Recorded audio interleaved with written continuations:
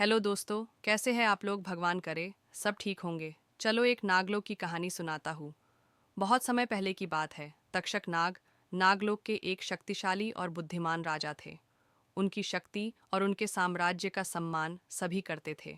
उनकी कहानी राजा परीक्षित और उनके पुत्र जन्मेजय के नाग यज्ञ से गहराई से जुड़ी हुई है। राजा परीक्षित, जो पांडवों के वंशज थे, एक दिन जंगल में शिकार के दौरान एक राशि के आश्रम पहुंचे। वहां उन्होंने अराशी शमिक का अपमान किया और उनके गले में मरा हुआ सांप डाल दिया।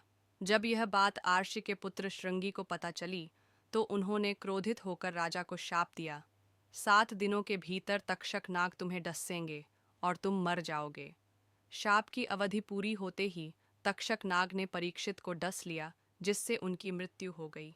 अपने पिता की मृत्यु से दुखी होकर परीक्षित के पुत्र जन्मेजय ने प्रतिशोध लेने का निश्चय किया। उन्होंने नाग यज्ञ सर्प सत्र का आयोजन किया, जो इतना शक्तिशाली था कि उसने सभी नागों को बलिदान की अग्नि में खींचना शुरू कर दिया। तक्षक नाग ने अपने नागों को बचाने के लिए इंद्रदेव के पास शरण ली, लेकिन यज्ञ की शक्ति इतनी प्रबल थी कि वह इंद्र और तक्षक दोनों को अग्नि में खींचने लगी।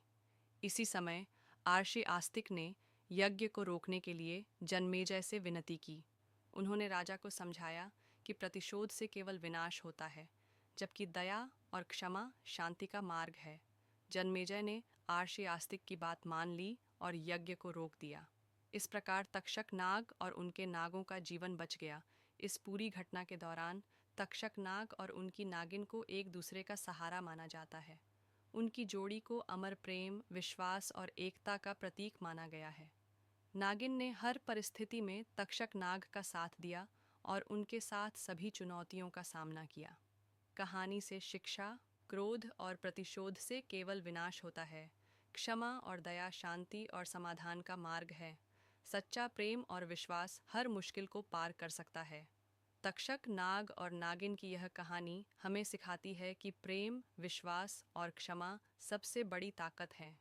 यह कहानी आज भी हमारी संस्कृति में एक महत्वपूर्ण स्थान रखती है। कहानी अच्छी लगी तो एक लाइक और सब्सक्राइब कर दे। चलो कर दिया। भगवान आपको हमेशा खुश रखे।